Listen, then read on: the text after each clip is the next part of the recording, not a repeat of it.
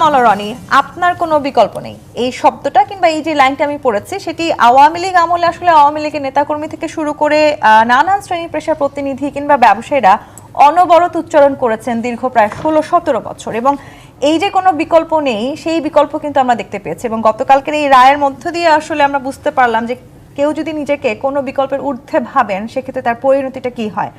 এখন আসলে কি মনে হচ্ছে যে শেখ হাসিনার যে রায় আমরা গতকালকে পেয়েছি সেই রায় কার্যকর করবার কোনো বিকল্প বাংলাদেশের সামনে আছে কিনা? আছে। বাংলাদেশ এখন ভারতকে বাধ্য করতে পারে যে আগামী 24 ঘন্টার মধ্যে যদি শেখ হাসিনাকে আমাদের হাতে ফেরত দেওয়া না হয় তাহলে 7 সিস্টার তোমাদের আর থাকবে না। এবং আমাদের এই মুহূর্তে বাংলাদেশে যে সকল বিপ্লবী যারা আছেন তারা স্বপ্ন দেখেন, তাদের একটা বিরাট অংশ যে গাজওয়াতুল হিন্দের স্বপ্ন দেখেন। তো কাজেই যদি ভারত আমাদের কথা না শুনে আর আমরা যদি মুসলমান বিশ্বের কাছে আহ্বান জানাই এবং গাজওয়াতুল হিন্দ চালু হয়ে যায় তাহলে তো দিল্লিকে দখল করা আমাদের জন্য কোনো বিষয় নয়। তখন কি করা যাবে, শেখ হাসিনাকে আমরা যেমন আগে ঢাকা শহরে এনে ফাঁসি দিতে পারতাম, তখন দিল্লির লালকেল্লার সামনে এটা ফাঁসি দেওয়া কোনো সমস্যা নয়, হতে পারে এরকম।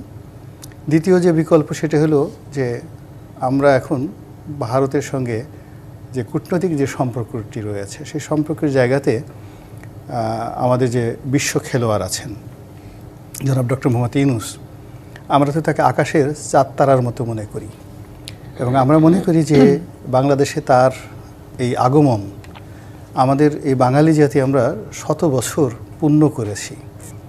আমাদের ময়মুরব্বীরা সারা জীবন ভালো কাজ করেছেন, এজন্য আমাদের 14 জন্মের ভাগ্যি যে আমরা এরকম একজন প্রধান উপদেষ্টাকে পেয়েছি সরকারের প্রধান হিসেবে, যার কথায় বাকিংহাম প্যালেসের সানাই বাজে, যার কথায় হোয়াইট হাউসের দরজা খুলে যায়, যার কথায় বিশ্বের সমস্ত বাঘা বাঘা রাজনৈতিক নেতৃবৃন্দ তারা ফুটবল মাঠে চলে আসে ফুটবল খেলা দেখার জন্যে।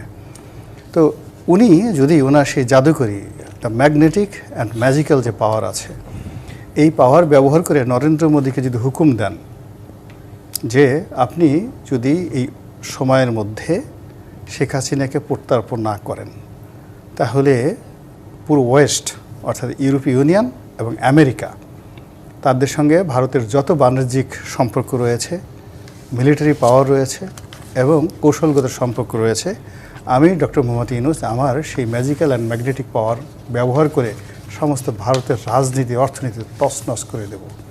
It can be done. কিন্তু সেই সক্ষমতা